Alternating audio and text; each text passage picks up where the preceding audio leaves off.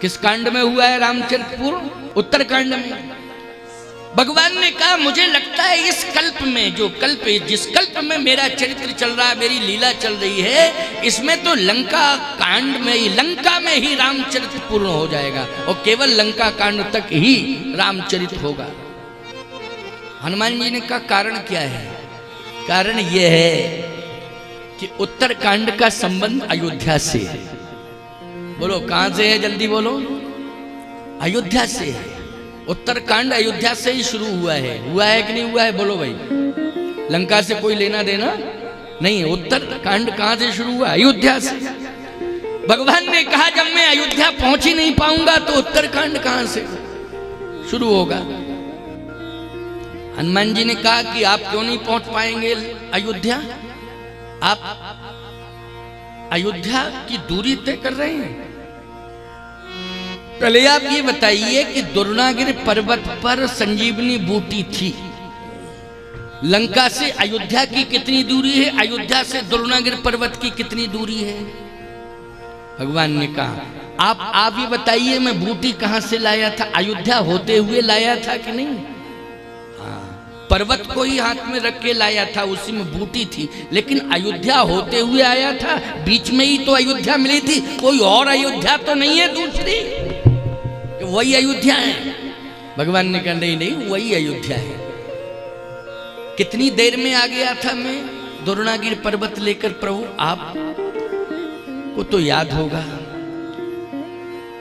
भगवान राम ने कहा समय से पहले आ गए थे। उस समय से बहुत पहले आ गए थे, थोड़ा नहीं बहुत पहले आ गए थे।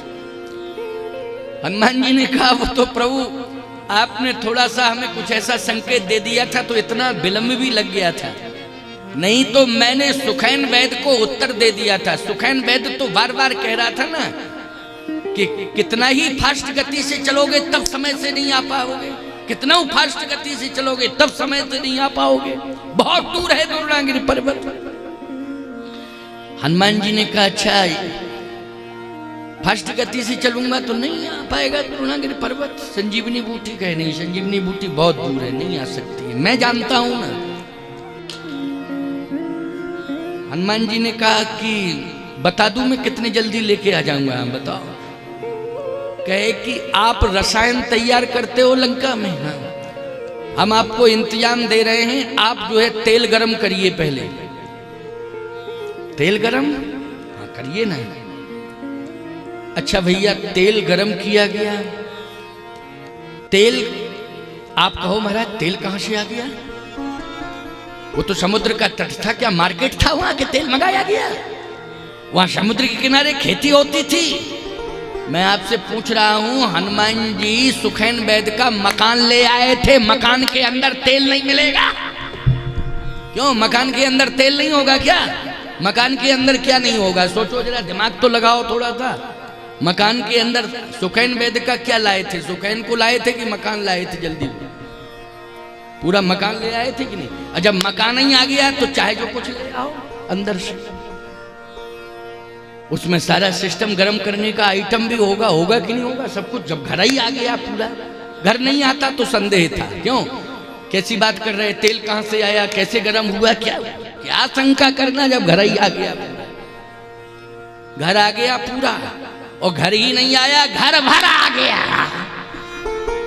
घर भर आ गया। पत्नी आ गई, बच्चे आ गए, सुखैन आ गया, घर आ गया, मटेरियल सब आ गया, डिस्पेंसरी पूरी, सब दवाएं सब आ गया।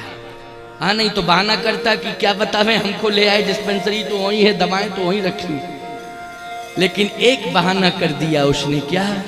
वास्तविकता भी थी, क्या है कि संजीवनी नहीं है, संजीवनी बूटी नहीं है। क्यों संजीवनी क्यों नहीं है? जब सब कुछ है तो संजीवनी क्यों नहीं है? याद रखना संजीवनी औषधियों में जीवंत देती है, ये संजीवनी का महत्व है। क्या देती है? जीवंत देती है, मुर्दे में प्राण फूंकती है संजीवनी। तो वैद्य था, उसके पास संजीवनी बूटी नहीं थी, वो रास जानता था, पता जानता था कि संजीवनी बूटी कहाँ है, तो अपने पास क्यों नहीं रखता था? याद रखना, एक बात मैं कहना चाहता हूं, कान खोल करके सुन लो। संजीवनी है तो, लेकिन न तो अश्विनी कुमार के पास है प्यारे, वो संजीवनी की बात कर रहा हूं। वैसे अश्विनी कुमार तो मुर्दे में भी प्राण फूंक देते हैं, ये उनमें क्षमता है। लेकिन आप सबके लिए मैं कह रहा हूं, वो देवताओं के लिए सुलभ है। लेकिन नरलीला अगर भूतल पर होगी तो अश्विनी कुमार वाली संजीवनी नहीं आएगी, क्योंकि वो स्पेशल कोटे के लिए, किसके लिए है जल्दी बोलो?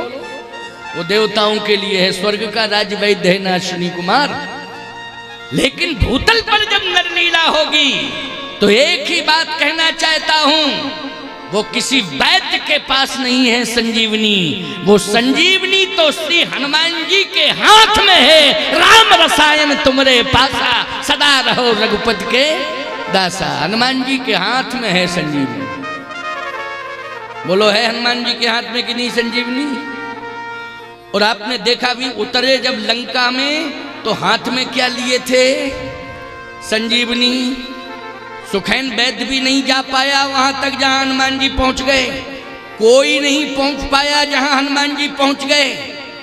इतने बड़े बलवान बुद्धिमान जामवंत जी महाराज थे, लेकिन संजीवनी तक नहीं पहुंच पाए। लेकिन संजीवनी तक कौन पहुंचे बोलो जल्दी? हनुमान जी पहुंचे। केवल हनुमान जी के हाथ में है संजीवनी। और याद रखना, कलयुग में ये राम कथा संजीवनी है। सुजन सजीवन मूरी सुहाई। राम कथा कलि कामद गाई। बोलो, स्पष्ट है कि नहीं? राम कथा कलि कामद गाई, सुजन सजीवन मूरी सुहाई। ये राम कथा ही संजीवनी है। आज तुम संजीवनी का पान कर रहे हो। राम कथा के माध्यम से संजीवनी पिला रहा हूं। राम कथा कलि कामद गाई, सुजन सजीवन मूरी सुहाई। बोलो, इस चौपाई का क्या अर्थ करोगे? यही अर्थ होगा कि नहीं होगा? तो किस संजीवनी की बात कर रहे हो? अश्विनी कुमार के पास जो संजीवनी है वो नहीं, जो हमारे पास संजीवनी है। और याद रखना, हमारे वैद्य कौन हैं? जो समस्त रोगों का उपचार करते हैं। अगर हमारे कोई वैद्य हैं जिनके पास संजीवनी है, तो सुखैन वैद्य नहीं है। नासे रोग हरे सब पीड़ा, जपत निरंतर हनुमत बीड़ा। हमारे वैद्य हनुमान जी हैं और कोई नहीं। कौन है? हनुमान जी। नासे रोग हरे सब पीड़ा। और ये संजीवनी किसके हाथ में है? हनुमान जी के हाथ में है।